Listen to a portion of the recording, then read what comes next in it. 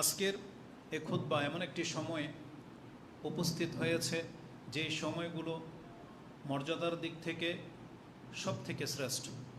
বিগত খুতবায় হয়তো আমরা এগুলো জেনেছি যে বর্তমান যে মাস, এই জিলহজ মাস, এটা হচ্ছে হজের মাস, এটা হচ্ছে হারাম মাস, এবং এই হারাম মাসের যেই দিনগুলোতে আমরা অতিবাহিত করতেছি এটা হলো পৃথিবীর মাঝে সব থেকে শ্রেষ্ঠ দিনগুলোর এই 10 দিন, যে সম্পর্কে আপনারা হয়তো বিস্তারিত জেনেছেন যে রাসূলুল্লাহ সাল্লাল্লাহু আলাইহি ওয়াসাল্লাম বলেছেন, মানুষ নেকির দিক থেকে যেই দিনগুলোতে নেকির কাজ করে থাকে ওই কাজগুলো যদি এই 10 দিনের কোনো এক দিনে কেউ করে তাহলে সেটা আল্লাহর কাছে আজর ও সোয়াবের দিক থেকে, সম্মানের দিক থেকে বেশি প্রাপ্ত হবে। বরং রাসূলুল্লাহ সাল্লাল্লাহু আলাইহি সাল্লাম বলেছেন, মা মিন আইয়ামিন আল আমালু সালিহু ফিহিন্না, যে কোনো দিনের সৎ কাজ। এত গুরুত্বের সাথে বলার কারণে সাহাবায়ে কেরামরা পর্যন্ত জিহাদকে তুলে ধরেছেন। ওয়ালাল জিহাদু ফি সাবিলিল্লাহ, ওয়ালাল জিহাদু ফি সাবিলিল্লাহ, জিহাদ করেও অত নেকি পাওয়া যাবে না এই 10 দিনের নফল ইবাদতে যত নেকি আল্লাহ সুবহানাহু ওয়া তাআলা আমাদের জন্য নির্ধারণ করে রেখেছেন। সুবহানাল্লাহ। আল্লাহ সুবহানাহু ওয়া তাআলার কাছে আমরা এর তৌফিক কামনা করি। আল্লাহ যেন আমাদেরকে এই 10 দিন তার ইবাদতের সাথে, তার আনুগত্যের সাথে, পাপ থেকে বেঁচে থেকে তার সন্তুষ্টির কাজ করার জন্য আল্লাহ আমাদেরকে তৌফিক দান করেন, আমিন। জিলহজ মাসের এই 10 দিন আমরা বিচার বিশ্লেষণ করলে দেখা যাবে এই 10 দিনের মাঝে আরও 2 দিন রয়েছে যে এই 10 দিন থেকেও খাস। তার একটি হলো ইয়মে আরাফা, 9 জিলহজ, এবং তার থেকে শ্রেষ্ঠ দিন হচ্ছে ইয়মুন নাহার, কুরবানির দিন, বা যেটাকে আমরা ঈদুল আযহা বলি, কুরবানি ঈদের দিন। এই 2টি দিন আল্লাহ সুবহানাহু ওয়া তাআলার নিকট সবথেকে বেশি মর্যাদাপূর্ণ দিন। এই সম্পর্কে কোরআন এবং হাদিসে যথেষ্ট কথা রয়েছে। আমরা সংক্ষিপ্তভাবে আপনাদের কাছে একটু তুলে ধরি যে আরাফার দিন এবং আরাফার ময়দান, এই 2টি আমাদের কাছে অত্যন্ত গুরুত্বপূর্ণ। রাসূলুল্লাহ সাল্লাল্লাহু আলাইহি ওয়াসাল্লাম আমাদের কাছে আরাফার ময়দানকে এবং আরাফার দিবসকে গুরুত্বের সাথে পেশ করেছেন। আয়েশা রাদিয়াল্লাহু তাআলা আনহা থেকে একটি হাদিস ইমাম মুসলিম রাহিমাহুল্লাহ তার কিতাবুল হজে উল্লেখ করেছেন যে ইন্না রাসূলুল্লাহি সাল্লাল্লাহু আলাইহি ওয়াসাল্লাম ক্বালা মা মিন ইয়াউমিন আকসারা মিন আইয়ুতিকাল্লাহু আবদাম মিনান নার মিন ইয়াউমি আরাফা। আল্লাহ সুবহানাহু ওয়া তাআলা যেই দিনগুলোতে তারা বান্দাদেরকে জাহান্নাম থেকে মুক্তি ঘোষণা করে থাকেন এমন যতগুলো দিন রয়েছে, আরাফার দিনের মতো এমন কোনো দিন নাই যে আল্লাহর পক্ষ থেকে অধিকাংশ মানুষকে মুক্ত করা হয়ে থাকে। তারা মানে যত মানুষকে আরাফার দিনে আল্লাহ সুবহানাহু ওয়া তাআলা মুক্তি ঘোষণা করে দেন, পৃথিবীর অন্য কোনো দিনে এত মানুষ মুক্তিপ্রাপ্ত হয় না। ভাষাটা কি? মা মিন ইয়াউমিন আকসারা মিন আইয়ুতিকাল্লাহু আবদাম মিনান নার, মানে জাহান্নাম থেকে মুক্তি ঘোষণা যেই দিনগুলোতে করা হয় আরাফার দিনের মতো করা হয় না। তার মানে উল্লেখযোগ্য, আমরা জানি যে রমজান মাসের প্রত্যেকটা দিন এবং প্রত্যেকটা রাত ছিল এমন যে প্রত্যেক দিনে আল্লাহ অসংখ্য মানুষকে জাহান্নাম থেকে মুক্ত ঘোষণা করতেন। তার মানে রমজানের প্রতিদিন এটা করা হইতো, কিন্তু যত মানুষকে মুক্ত করা হয় আরাফার দিনে সেটা অন্য কোনো দিনে করা হয় না। এবং এই দিনে ওই আরাফার স্থানে যারা উপস্থিত হবে তাদের মর্যাদা হলো, আয়েশা রাদিয়াল্লাহু তাআলা আনহার এই বর্ণনাতেই রয়েছে যে ক্বালা রাসূলুল্লাহ সাল্লাল্লাহু আলাইহি ওয়াসাল্লাম ওয়া ইন্নাহু লা ইয়াদনু সুম্মা ইউবাহি বিহিমুল মালাইকা ফাকাল ফায়াকুল মা আরাদা হাউলাই। আল্লাহ সুবহানাহু ওয়া তাআলা আরাফার ময়দানের নিকটবর্তী হন, তিনি ওই ওয়ায়াদনু, তিনি তার নৈকট্য দান করেন আরাফার ওই দিবসকে, এবং আল্লাহ সুবহানাহু ওয়া তাআলা ওই বান্দাদের সম্পর্কে ফেরেশতাদের কাছে প্রশংসায় তুলে ধরেন এবং তাদের গুণগান পেশ করেন যে মা আরাদা হাউলাই, তোমরা বলো দেখি এই যে পৃথিবীর বিভিন্ন অঞ্চল থেকে এই যে লোকগুলো এখানে এসে বসেছে, মূলত যারা হজে যায় তারা সবাই মোটামুটি সামর্থ্যবান, কারণ সামর্থ্যবান ছাড়া হজ ফরজ হয় না। পৃথিবীর সবচেয়ে ধনী লোকগুলো, সচ্ছল লোকগুলো সেখানে মাত্র সেলাইবিহীন কাপড় মাথা উন্মুক্ত করে পা উন্মুক্ত করে তারা সেখানে আরাফার ময়দানে উপস্থিত হয়, জড়ো হয় এই রৌদ্রের মধ্যে। আল্লাহ সুবহানাহু ওয়া তাআলা তাদেরকে পেশ করে দিয়ে ফেরেশতাদেরকে জিজ্ঞেস করে এদের উদ্দেশ্যটা কি, এরা এখানে কেন সব কিছু ছেড়ে দিয়ে। কারণ এর পেছনে মূল কারণ হলো ফেরেশতারা বলেছিল যে আপনি এমন এক সৃষ্টি করতে যাচ্ছেন যারা এই জমিনের মধ্যে ফাসাদ সৃষ্টি করবে এবং রক্ত ঝরাবে। কিন্তু আল্লাহ সুবহানাহু ওয়া তাআলা এটা ভালো করেই জানে যে ফেরেশতাদের কথা তো সত্য, তবে এই কিছু লোক এরা হচ্ছে মুখ্য যারা ফাসাদকারী হবে না, যারা রক্ত ঝরাবে না, বরং তারা আল্লাহ সুবহানাহু ওয়া তাআলার বন্দিগিতে লিপ্ত। যেমন এই যে আমরা যারা এখানে মসজিদে উপস্থিত হয়েছেন, নিশ্চয়ই এখানে কোনো ফাসাদকারী নেই, নিশ্চয়ই এখানে কোনো খুনি বা হত্যাকারী নেই, এটা আমরা আল্লাহর কাছে প্রত্যাশা করি। প্রত্যেকটা মসজিদে যারা উপস্থিত হয় অন্তত তাদের উচিত তারা এই সমস্ত বড় জুলুম থেকে নিজেকে বাঁচিয়ে রাখবে, দুর্নীতি থেকে, চুরি থেকে, রাহাজানি থেকে, রক্ত ঝরানো থেকে, এই জমিনের মধ্যে ফিতনা ফাসাদ থেকে অন্তত এটা মুসল্লিদের উচিত বিরত থাকা। যদি সালাত পড়ার পরেও সেই ব্যক্তি সুদখোর হয়, সেই ব্যক্তি দুর্নীতিবাজ হয়, সেই ব্যক্তি যদি হত্যাকারী হয়, তাহলে এটা নামাজিদের জন্য মানায় না। অন্তত নামাজিদের উচিত ছিল এই সমস্ত বিষয়গুলো থেকে বেঁচে থাকা, কারণ তারাই প্রতিনিয়ত আল্লাহ সুবহানাহু ওয়া তাআলার সামনে অঙ্গীকার করে ইয়াকা না'বুদু ওয়া ইয়াকা নাস্তাইন, আল্লাহ আমরা তোমারই ইবাদত করি এবং তোমারই আনুগত্য করি এবং তোমার কাছেই সাহায্য চাই। তাহলে এটা আমরা প্রতিদিন অঙ্গীকার করতেছি, তাহলে আমাদের শোভা পায় না অন্যদের মতো ফাসাদকারী হওয়া। আলা কুল্লি হাল, আল মুহিম, আল্লাহ সুবহানাহু ওয়া তাআলা ওই আরাফবাসীদের সম্পর্কে এই সম্মান প্রদর্শন করেছেন যে আল্লাহ ফেরেশতাদের সামনে তাদের মর্যাদা তুলে ধরেন যে মা আরাদাহা উলাই, তার মানে এখানে যারা এসেছে নিছক আল্লাহ সুবহানাহু ওয়া তাআলার কাছে মুক্তির জন্য এসেছে, আল্লাহর সন্তুষ্টির জন্য এসেছে, আল্লাহ সুবহানাহু ওয়া তাআলার আনুগত্যকে প্রদর্শন করার জন্য এসেছে। এইভাবে তাদেরকে সম্মান দেখানো হয়েছে। ইমাম মুসলিম রাহিমাহুল্লাহ তিনি তার কিতাবুল হাজের মধ্যে 3179-80 এই হাদিসগুলোতে আপনি পেয়ে যাবেন। এই দিনটির আমল রয়েছে, বিশেষ করে যারা আরাফার ময়দানে উপস্থিত হবেন এটা তাদের উপর ফরজ, নাহলে তো হজে কবুল হবে না। কারণ আল্লাহ সুবহানাহু ওয়া তাআলা কোরআনে ঘোষিত করেছেন যে হজে যারা যাবে তাদেরকে আরাফার ময়দানে যেতেই হবে, এবং সেখানে গিয়ে তারা কি করবে, আল্লাহ সুবহানাহু ওয়া তাআলার গুণগান গাইবে। তারা সেখানে আল্লাহ সুবহানাহু ওয়া তাআলার তাসবিহ পাঠ করবে, তারা তাকবীর পাঠ করবে এবং তারা তালবিয়া পাঠ করবে। এবং রাসূলুল্লাহ সাল্লাল্লাহু আলাইহি ওয়াসাল্লাম বলেছেন আরাফার দোয়া হলো সব থেকে উত্তম দোয়া। ইমাম তিরমিজি রাহিমাহুল্লাহ তিনি তার কিতাবে একটা হাদিস এনেছেন, দোয়ার অধ্যায় আপনি পেয়ে যাবেন, সম্ভবত হাদিস 3585 রয়েছে, 35-85 দোয়ার অধ্যায়, আরাফার দিনের দোয়া।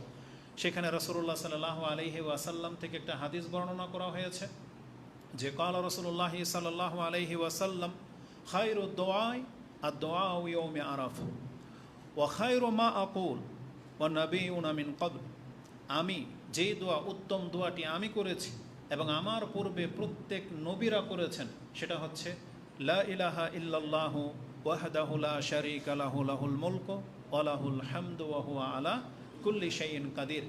দেখেন এই দোয়াতে কিছু চাওয়া হয় নাই, কিন্তু এটাকে দোয়া বলা হয়েছে। আপনি কিছুই চাননি আল্লাহর কাছে, শুধু আল্লাহর প্রশংসা করবেন, কিন্তু রাসূল সাল্লাল্লাহু আলাইহি ওয়াসাল্লাম বলেছেন এটা হচ্ছে উত্তম দোয়া। তার মানে এর বদলায় আপনাকে কিছু চাইতে হবে না, আল্লাহ সুবহানাহু ওয়া তাআলা এর বিনিময়ে যা দেয়ার তিনি দিবেন। যেমন ইউনুস আলাইহিস সালাম তিনি যখন মাছের পেটে ছিলেন তখন তিনি কিন্তু আল্লাহকে বলেন যে আল্লাহ আমাকে নাজাত দেন, তিনি শুধু আল্লাহর প্রশংসা করে ছেড়ে দিয়েছেন যে সুবহানাক লা ইলাহা ইল্লা আনতা সুবহানাকা ইন্নী কুনতু মিনাজ জালিমিন, আল্লাহ আমি জুলুম করেছি আর তুমি পবিত্র, তুমি ছাড়া সত্য কোনো ইলাহা নাই। তারপর রেজাল্ট আমাদের সামনে। তো এই জন্য এই দোয়াকে সব থেকে শ্রেষ্ঠ দোয়া বা উত্তম দোয়া বলা হয়েছে। এটা আরাফার ময়দানে যারা আছেন, আপনাদের আত্মীয় স্বজন যারা হজে গেছেন, আমাদের বক্তব্যের মাধ্যমে তাদের কাছে পৌঁছে যাবে, তারা যেন সব থেকে বেশি এই দোয়াটি করে এবং আমরাও আমাদের অঞ্চল থেকে আমরা আরাফার দিনে সব থেকে বেশি এই দোয়াটাই করব। আল্লাহ যেন আমাদেরকে তৌফিক দান করে। দ্বিতীয় আমল হচ্ছে যারা হজের ময়দানে পৌঁছে গেছেন তারা তো সব থেকে উত্তম ইবাদতে লিপ্ত, আর আমরা যারা সেখানে পৌঁছিনি, পৃথিবীর বিভিন্ন প্রান্তে রয়েছি, আমাদের জন্য রাসূলুল্লাহ সাল্লাল্লাহু আলাইহি ওয়াসাল্লাম থেকে বলা হয়েছে আমরা যেন সিয়াম পালন করি। সেই দিনের সিয়াম সম্পর্কে সেই হাদিসও আমাদের প্রত্যেকেরই জানা। ইমাম মুসলিম সেই হাদিস কোট করেছেন, আনাবি কাতাদাতা ক্বালা ক্বালা রাসূলুল্লাহ সাল্লাল্লাহু আলাইহি ওয়াসাল্লাম সিয়ামু ইয়াউমি আরাফা আহতাসিবু আলাল্লাহি আইয়ুকাফিরা সানাতাল্লাতি ক্বাবলা ওয়া সানাতাল্লাতি বাদা। এটা একটা ভাষা। অপর বর্ণনায় রয়েছে সুইলা আন সাওমি ইয়াউমি আরাফা, রাসূলুল্লাহ সাল্লাল্লাহু আলাইহি ওয়াসাল্লামকে আরাফা দিনের সিয়ামের ফজিলত সম্পর্কে জিজ্ঞাসা করা হয়েছে। ফাকালা, তারপর তিনি বলেন, ইউকাফিরু সানাতাল মাদিয়া ওয়াল বাকিয়া, যে আমি প্রত্যাশা রাখি আরাফার দিনের একটি সিয়ামের মাধ্যমে আল্লাহ ওই সায়েম ব্যক্তির পূর্বের এবং পরের 2 বছরের গুনাহকে মাফ করে দিবেন। আল্লাহ যেন আমাদেরকে তৌফিক দান করেন, আমিন। ইমাম মুসলিম রাহিমাহুল্লাহ তার সিয়ামের অধ্যায়ে 2663 এবং 2664-তে এই হাদিসটি কোট করেছেন। অতএব যার পক্ষে সম্ভব অবশ্যই সে এই আরাফার সিয়াম পালন করবে। এই ক্ষেত্রে এই একটি সিয়ামই যথেষ্ট, কারণ এখানে এককভাবে ওই মুহররমের মতো 2টা সিয়ামের কথা বলা হয়নি যে ইহুদিদের খেলাফ করতে গিয়ে 2টা রাখতে হবে না, বিষয়টা এমন না। ওইটা ছিল মুহররমের সিয়াম, ইহুদিরা যেহেতু একটা রাখে এই জন্য আমরা 2টা রাখবো, কিন্তু আরাফার দিনের সিয়াম তার ইহুদিরা রাখে না। এই জন্য এখানে একজন ব্যক্তির শুধু আরাফার দিনের সিয়াম রাখাটাই যথেষ্ট, তাহলে তার 2 বছরের গুনাহকে মাফ করে দেওয়া হবে। উপরন্তু যারা সিয়াম আছেন, রেখেছেন কয়েকটা, আবার রাখবেন, 8 তারিখেও রাখবেন, তাহলে নিঃসন্দেহে এটা উত্তম কাজ। কারণ রাসূল সাল্লাল্লাহু আলাইহি সাল্লাম বলেছেন, যে কোনো সৎকর্ম এই 10 দিনের মধ্যে কেউ করবে তাহলে তার মর্যাদা সব থেকে বেশি সে প্রাপ্ত হবে। এখন এই কথাগুলো আমরা জানি, যেটা সব থেকে কমন প্রশ্ন অধিকাংশ মানুষ যেটা নিয়ে বিতর্ক করে, যেটা নিয়ে নেট দুনিয়া ঘেটে ফেলবে, সেটা হচ্ছে আরাফার সিয়াম কবে, আমরা কবে আরাফার সিয়াম রাখবো, এটা নিয়ে বড় দ্বন্দ্ব রয়েছে। এই ক্ষেত্রে আমরা ছোটরা তেমন কোনো কথা বলতে রাজি না। এই ক্ষেত্রে আমাদের বড়দের উক্তিটাই শুধু আপনাদেরকে পেশ করব, সেটা হচ্ছে যেহেতু রাসূলুল্লাহ সাল্লাল্লাহু আলাইহি ওয়াসাল্লাম ইয়ৌমে আরাফা শব্দ বলেছেন, এই জন্য যেই দিন আরাফাতে উপস্থিত হয়ে যাবে সেটাই হচ্ছে আরাফার দিন। এক্ষেত্রে তারিখ ধার্তব্য নয়, এমনটাই বলেছেন বিজ্ঞ আলেমরা। আর আমরা তার খেলাফ যেতে পারতেছি না। তবে এর খেলাফ বাংলাদেশে থেকে যারা ফতোয়া দেয়, আমরা তাদেরটাও চরম ভুল বলতেছি না। আল্লাহ সুবহানাহু ওয়া তাআলা আমাদের উভয়কে আজর ও সওয়াব দান করুন, আমরা এতটাই প্রত্যাশা রাখি। কারণ নফল ইবাদত আর ইখতিলাফের ব্যাপারে সাধারণ জনগণের উপর থেকে আল্লাহ সুবহানাহু ওয়া তাআলা অবশ্যই কলম উঠিয়ে নেবেন, কারণ তাদের বিজ্ঞরা এই বিষয়ে ইখতিলাফ করতেছে। এই জন্য জনসাধারণের এক্ষেত্রে কোনো দোষ নাই।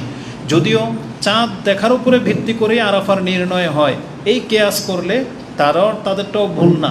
তবে আমরা ওই শব্দের দিকে ফোকাস করতেছি, যেহেতু আমরা আমাদের সালাফি আলেমদের মতাদর্শ অনুযায়ী চলি, তাদের ব্যাখ্যাগুলোকে বেশি প্রাধান্য দেই।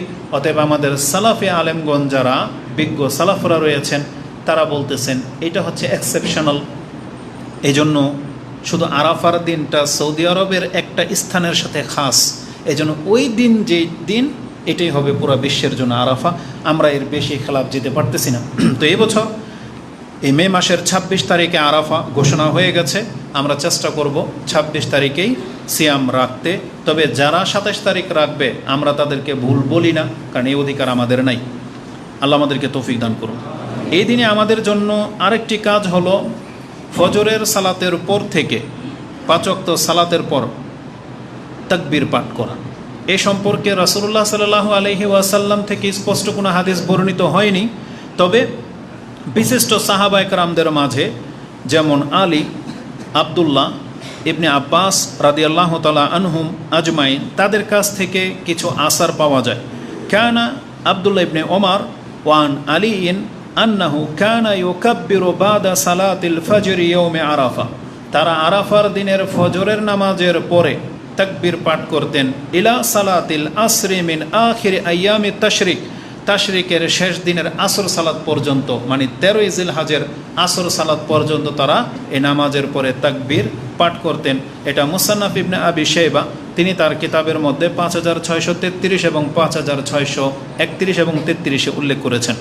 এবং তাদের তাকবীরগুলো কেমন হতো, তারা 3 বার বলতেন আল্লাহু আকবার, আল্লাহু আকবার, আল্লাহু আকবার, লা ইলাহা ইল্লাল্লাহু, আল্লাহু আকবার, আল্লাহু আকবার ওয়ালিল্লাহিল হামদ। যদিও আমাদের দেশে আমরা 2 বার বলি, ইবনে মুসান্নাফ ইবনে আবি শাইবাতে আবদুল্লাহ ইবনে মাসউদ রাদিয়াল্লাহু তাআলা আনহু থেকে 2 বারের উক্তি আছে, সেই জন্য তারা এটাকে বেশি প্রাধান্য দিয়েছে।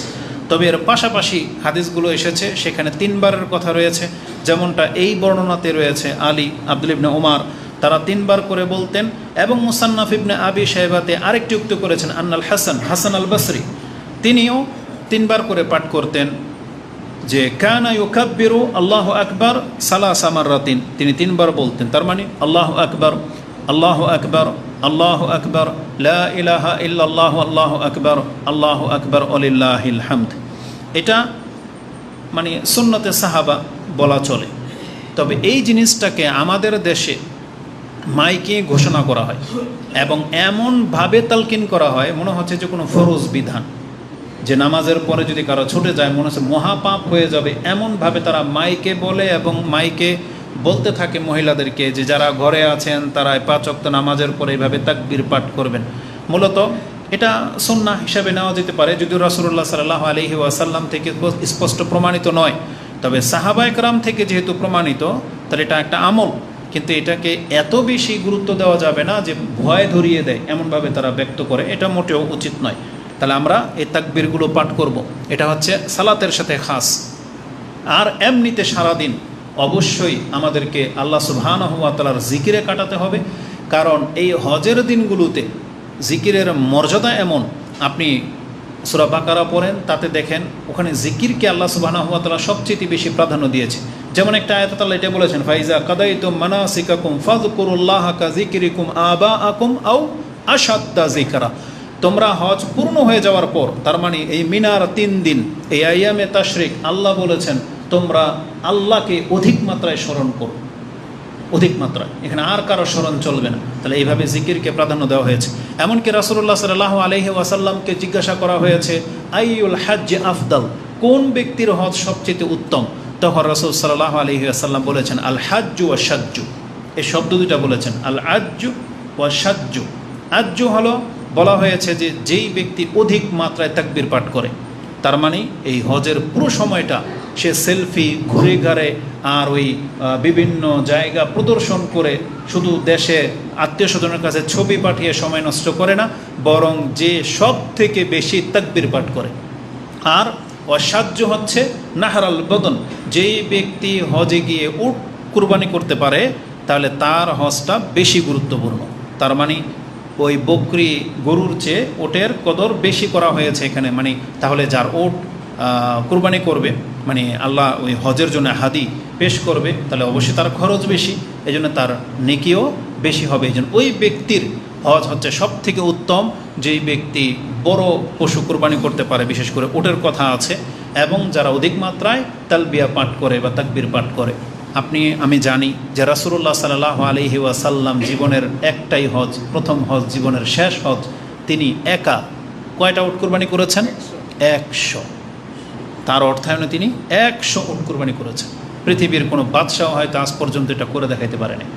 তাহলে রাসূলুল্লাহ সাল্লাল্লাহু আলাইহি ওয়াসাল্লাম এটাই বলেছেন, যেই ব্যক্তি অধিক মাত্রায় তালবিয়া জিকির পাঠ করে এবং আল্লাহর জন্যে উট নাহর করে, তাহলে তার হজটা হচ্ছে বেশি। আমি হাদিসটাকে এনেছি শুধু ওই জন্য যে আপনাকে বোঝানোর জন্য যে জিকিরের মান কত দেওয়া হয়েছে, যে যা হজে গিয়েও যার জিকির বেশি তার হজকে উত্তম বলা হয়েছে। আর আমাদেরকে বলা হয়েছে এই যে হজের দিনগুলোতে একদম আইয়ামে তাশরিক পর্যন্ত অতিরিক্ত আমল দেখেন কিছুই নেই, এখানে আমাদেরকে জিকিরকেই বেশি প্রাধান্য দেওয়া হয়েছে। এবং এই ক্ষেত্রে যেই বাক্যগুলো প্রাধান্য পাবে, একটু আগেই বললাম লা ইলাহা ইল্লাল্লাহু ওয়াহদাহু লা, এইটা। দ্বিতীয়ত হচ্ছে আপনি বলবেন সুবহানাল্লাহি ওয়ালহামদুলিল্লাহি ওয়ালা ইলাহা ইল্লাল্লাহু আল্লাহু আকবার ওয়ালা হাওলা ওয়ালা কুওয়াতা ইল্লা বিল্লাহ। আপনি এটাকে জোড়া দিতে পারেন, কারণ এই 4টার সাথে একটা বাক্য অতিরিক্ত রয়েছে। এই 4টা বাক্যর মান কি? রাসূলুল্লাহ সাল্লাল্লাহু আলাইহি ওয়াসাল্লাম বলেছেন, লান আকুল ইয়াওমান, আমি যদি কোনো দিন আমার জবান দিয়ে 4টা বাক্য উচ্চারণ করার তৌফিক পেয়ে যাই, রাসূল বলেছেন খায়রুল্লি আই ইয়াত্তালিয়া আলাইহি শামস, ওই সমস্ত সম্পত্তির চেয়ে আমার কাছে বেশি মূল্যবান, প্রিয়, যার উপরে সূর্য উদিত হয়। তার মানে সারা সকালবেলা যখন সূর্যটা ওঠে, কোন সম্পদের উপরে ওঠে? পুরো পৃথিবীর উপরে ওঠে, ওঠে না? যত সম্পদের উপরে সূর্যের আলো পড়ে, তার মানে রাসূল বলেছেন এগুলো যদি অন্য কেউ নিয়ে নেয়, আর আমি যদি সকালবেলা সুবহানাল্লাহি ওয়ালহামদুলিল্লাহি ওয়ালা ইলাহা ইল্লাল্লাহু আল্লাহু আকবার এই 4টা বাক্য উচ্চারণ করার তৌফিক পেয়ে যাই, তিনি বলছেন আহাব্বু ইলাইয়া, এটা আমার কাছে বেশি প্রিয়। অবশ্যই এই বাক্যগুলোর মান অনেক বেশি। তাহলে আমরা এখানে 3-4টা আমল পেয়ে গেলাম। একটা হচ্ছে দোয়া করবেন বেশি বেশি, দ্বিতীয়ত হচ্ছে যারা সিয়াম পালন করার সিয়াম পালন করবেন, আর সারাটা দিন আল্লাহ সুবহানাহু ওয়া তাআলার জিকিরে কাটাতে পারলে এটা সবচেয়ে বেশি ফায়দাবান হবে। তৃতীয় আসেন, সময় যেহেতু দ্রুত চলে যাবে, আমাদের এর পরের দিনটা হচ্ছে সবথেকে গুরুত্বপূর্ণ দিন, সেটা হচ্ছে ইয়ৌমুন নাহার। আর আমাদের কাছে সেটা হচ্ছে কুরবানির দিন বা ঈদের দিন, সেটা হচ্ছে 10ই জিলহজ। এই 10ই জিলহজ মানে দেখেন একটার উপর একটাকে প্রাধান্য দেওয়া হয়েছে। আপনি যদি 365 দিনকে সিরিয়াল করেন তাহলে 1 নম্বরে পৌঁছে যাবে এই 10এ জিলহজ মানে ইয়ৌমুন নাহার। কারণ আল্লাহ সুবহানাহু ওয়া তাআলার কাছে সব থেকে শ্রেষ্ঠ দিন হচ্ছে এটি। এই মর্মে কোরআনে একটু ইঙ্গিত করা হয়েছে, যেমন সূরা আল ফাজরের মধ্যে 10 রাত বলতে 10 এই জিলহজ মাসের 10 দিনের শপথ নেওয়া হয়েছে। তারপরের আয়াতটাই হলো এটা, সেটা হচ্ছে ওয়াশ-শাফঈ ওয়াল ওয়াতর, জোর এবং বেজরের শপথ। এই জোর এবং বেজর বলতে কি বোঝায়, এই মর্মে ইবনে আব্বাস রাদিয়াল্লাহু তাআলা আনহুমা থেকে একটা উক্তি হলো আল ওয়াতর হচ্ছে ইয়ৌমে আরাফা, ওয়াশ-শাফ জোরা হলো ইয়ৌমু আয-যাবহ মানে কুরবানির দিনকে বলা হয়েছে। যেন 10 তারিখে জোর না বেজর, 10 তারিখ হচ্ছে জোর আর 9 তারিখ হচ্ছে বেজর। তাহলে তাদের এই উক্তি মতে আল্লাহ সুবহানাহু ওয়া তাআলা সূরা আল ফাজরের মধ্যে জোর এবং বেজর বলে 10 তারিখ এবং 9 তারিখের শপথ গ্রহণ করেছেন। 9 আগে আসে না 10 আগে আসে? কিন্তু আল্লাহ যখন শপথ নিয়েছেন তখন কোন শব্দটা আগে বলেছেন? ওয়াশ-শাফঈ, জোড়াটাকে আগে বলেছেন। তার মানে 9-এর চেয়ে 10-এর মর্যাদা বেশি। তাই এগুলো হচ্ছে সূক্ষ্ম বিষয় যে আল্লাহ সুবহানাহু ওয়া তাআলা 9 এবং 10 তারিখের সম্মান দেখিয়ে শপথ নিয়েছেন, আর আল্লাহ ওটার মর্যাদা আগে তুলে ধরেন যেটার মর্যাদা সব থেকে বেশি। তাহলে 10 তারিখের মর্যাদা 9 তারিখের চেয়ে বেশি। কেন আমাদেরকে 10 তারিখের মর্যাদা জানতে হবে? আজকে পৃথিবীর মুসলিম তার ঐতিহ্য ভুলে গেছেন এবং মুসলিমকে সম্মান করেন না। আজকে অধিকাংশ মুসলিম আমরা একে অপরকে সম্মান করি না, একে অপরের সম্পদকে হালাল মনে করি, মানে দুর্নীতি করে, চুরি বাটপারি করে, মিথ্যা বলে, অন্যকে ঠকিয়ে এটা আমাদের নিজেদের সম্পদ গড়া, এটা আমাদের জন্য এখন হালাল রূপ নিয়েছে। আর অন্যের বদনাম করা এটা আমাদের কাছে এখন ডাল ভাত। কিন্তু আপনি জেনে নেন আল্লাহ সুবহানাহু ওয়া তাআলার বিধানে একজন মুসলিমের মান সম্মান, তার রক্ত, তার ইজ্জত, এটাকে এমনভাবে হারাম ঘোষণা করা হয়েছে, পবিত্র ঘোষণা করা হয়েছে, যেই পবিত্রতা রয়েছে এই 10ই জিলহজের, যেই পবিত্রতা রয়েছে কাবা ঘরের, যেই পবিত্রতা রয়েছে এই জিলহজ মাসের। আপনি ভুলে গেছেন হয়তো সে হাদিস, রাসূলুল্লাহ সাল্লাল্লাহু আলাইহি ওয়াসাল্লাম এই বিদায় হজের খুতবাতেই বলেছিলেন, আইয়ু ইয়াউমিন হাযা, আইয়ু শাহরিন হাযা, আইয়ু বালাদিন হাযা, কুলনা আল্লাহু ওয়া রাসূলুহু আলাম। রাসূল জিজ্ঞাসা করেছিলেন এটা কোন মাস, কোন শহর, কোন দিন? তখন তার জবাবে সাহাবা কেরাম বলেছেন আল্লাহ এবং তার রাসূলই ভালো জানেন। তখন রাসূল সাল্লাল্লাহু আলাইহি ওয়াসাল্লাম বলেছেন আলাইসা ইয়াউমুন নাহার, এটা কি কুরবানির দিন না? তার মানে কুরবানির দিনের খুতবায় রাসূলুল্লাহ সাল্লাল্লাহু আলাইহি সাল্লাম মিনার ময়দানে এই বক্তব্য দিয়েছিলেন। হয়তো বড় জামারাতে পাথর মারার পরে দিয়েছিলেন, অথবা তাওয়াফে ইফাদা যেটা, সেটা হজের বড় তাওয়াফ করে মিনাতে এসে হয়তো বক্তব্য দিয়েছিলেন, তখন তিনি এটা বলেছিলেন। বিদায় হজের খুতবায় এক কথা এটা বলা হয়েছিল যে আলাইসা ইয়াউমুন নাহার, আলাইসা জিলহিজ্জা, আলাইসা বালদা, এটা কি মক্কা নগরী বলদা শহর নয়? বলছে নাম, বালা ইয়া রাসূলুল্লাহ। এটা বলার পেছনে রাসূলুল্লাহ সাল্লাল্লাহু আলাইহি ওয়াসাল্লামের মূল উদ্দেশ্য ছিল মানুষকে যখন বলে দেওয়া হবে এটা কি মসজিদ না, যখন ধরেন এখানে কথা বলতেছেন, কেউ ময়লা ফেলতেছেন, তখন আমরা গুরুত্ব বুঝাইতে গিয়ে তাকে কি বলি? অন্যায়টা আগে বলি না, আগে তার স্থানটার স্মরণ করিয়ে দিই, এটা কি মসজিদ না? তাহলে তোমরা এমন কেন করতেছো? এটা কি তোমার বাপ মা না? আমরা যখন উল্লেখ করে দিই, কারণ মানুষ জানে তার বাপ মার মর্যাদা কী, আল্লাহর ঘরের মর্যাদা কী। এটা কি কোরআন না? যখন বাচ্চারা ডিস্টার্ব করে আমরা কি বলি? যে এটা কি আল্লাহর কালাম, কোরআন না?